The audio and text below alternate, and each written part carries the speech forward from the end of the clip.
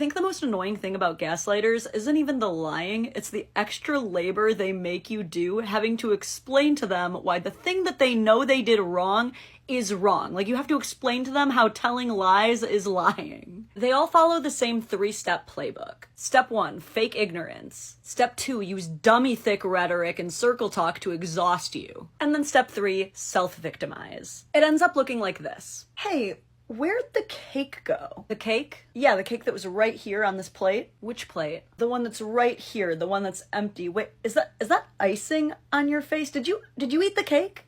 What, am I not allowed to eat now? No, I'm not saying that. It's just that it's Grace's birthday cake and we haven't even sung to her yet. Oh wow, sorry, I don't know the exact itinerary of how everything's supposed to go today. Well, no, but you could have assumed that you should wait until we sing to her to eat the entire cake. That's actually culturally insensitive. Not every religion or background follows the same birthday traditions, so...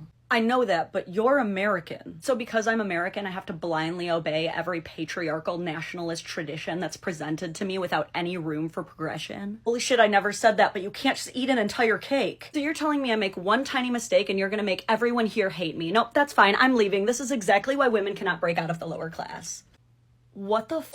Men deserve what women have, which is simply being liked. Being someone people actually want to innately look after, make sure is okay, protect. And being men should not stop them from being people that you want to defend. You want to see the good in, the beauty in even. And this is not me pretending that everyone likes women. There is still, unfortunately, a lot of hatred toward women. But I think we can probably agree that overall, liking women is cool and liking men is not cool. As a woman, I know that I will score brownie points with other women if I express an innate dislike of men. As a man, they know that they will score brownie points with women if they express innate dislike of themselves and their fellow man. However, when men make videos expressing that they like men, they're either gay or red-pilled, and when women make videos expressing that they still like men, they're pick-mishas. Now, those women who hate women sticking up for men are really gonna hate this one, but I'm still gonna say it. It should feel just as rewarding to be in the presence of a good man as it is to be in the presence of a good woman. And you should not be making men feel bad or disliked just for being men. And regardless of whatever your past experiences may be, all of these TikToks with these trendy phrases like, use men for their money, men don't even think before they talk, or we don't need men, are honestly super lame and just contributing to an already needless gender war. If you straight up do not like women or do not like men, you are about as useful for society as a whole lobotomy, because the sexes and genders getting along is literally foundational to anything productive, progressive, or positive happening, and it's dumb that I even have to say this. Okay, keep being awesome to each other, and I still like men. It is not that hard to meet women or to get a girlfriend. Just go to a yoga class, go to World Market or something like that, go to a bookstore, maybe show interest in the things that women are interested in. Maybe don't act like, I don't want to hang out with a girl who's into astrology. Golly, that one was oddly specific. Does she think that women don't also make fun of astrology? Women have had to pretend to like sports, and some have genuinely learned to appreciate male sports just to be able to have something to talk about. As a person who does genuinely like male sports, more than my husband, more than my dad, more than my brothers, does she think we're lying? Like it's a bit? And if this trend continues, women aren't going to just stop leaving everybody behind. They're just going to keep hanging out with and dating each other like they've already started to do. Okay, wait, whoa, that part at the end, no. You just implied that homosexuality becomes a choice after a certain point. That's crazy. You're pretending that every woman can just go, if you don't start acting right, I'm just gonna start magically liking women. And they can't! And you're doing a massive disservice to the lesbian community by trying to send the straights in there. You know they're gonna be coming at the kitty like they're delicately licking a postage envelope, like, they don't know what they're doing. It's not fair to those poor girls. But no, this girl really just said, it's easy to get a girlfriend. Just go pick one off the girlfriend tree at Whole Foods.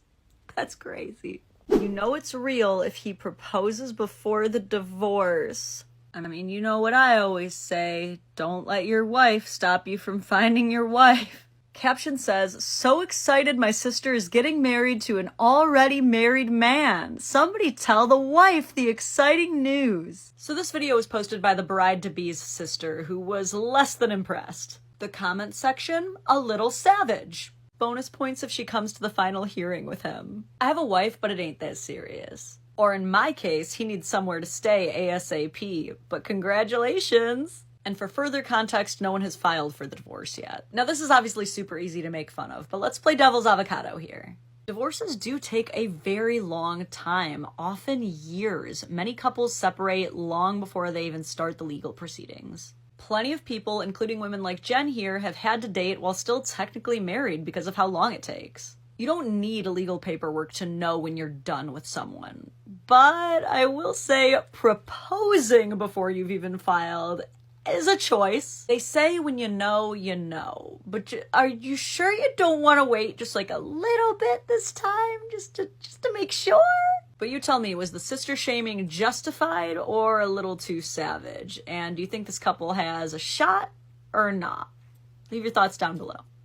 Isn't it kind of messed up to think about how back in the day we used to prepare our daughters throughout their whole childhoods for nothing more than the future of being married off to a man? Like, her whole value was predicated on how useful she would be to a man so they could get the maximized amount of dowry. Deranged, right? So just quick question, why then are we now bragging about doing this to our sons? My son that quality makeup is worth every penny so his partner doesn't have to wait for the Sephora sale.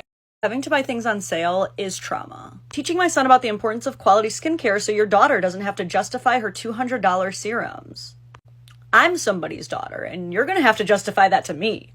Teaching my sons to appreciate retail therapy so your daughter doesn't have to hear, do you really need that? Yes, all women do this. All women spend when emotional, so just appreciate it. Teaching my sons to keep busy while I get ready so your daughter doesn't have to constantly hear, are you ready yet? Time management is not a gendered issue, but let's go on. Teaching my son not to cut me off when he thinks he knows more about a topic than I do, so no one has to hear his mansplaining. So she thinks it's more likely that this small child cut her off because he believes that he's higher than her on the patriarchal food chain, and not just because he's an excited little boy.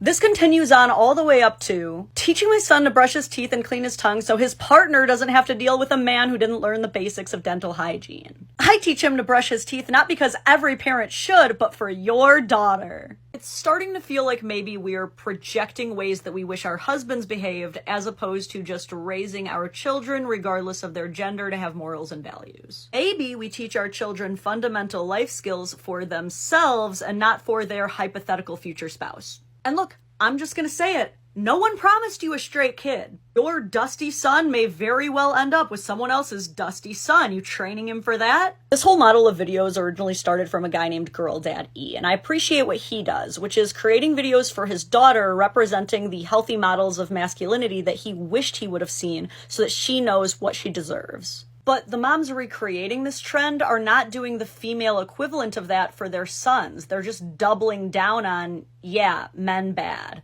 So when we raise our daughters, we're teaching them that men better come correct to them or else. And when we raise our sons, we teach them you better come correct or else. So who is modeling for these men how they should be treated or how they should be protecting themselves? Are you raising your sons to be happy, healthy, and love themselves? Or are you raising your sons to be at the disposal of a hypothetical bride that you're already living vicariously through? Which is it?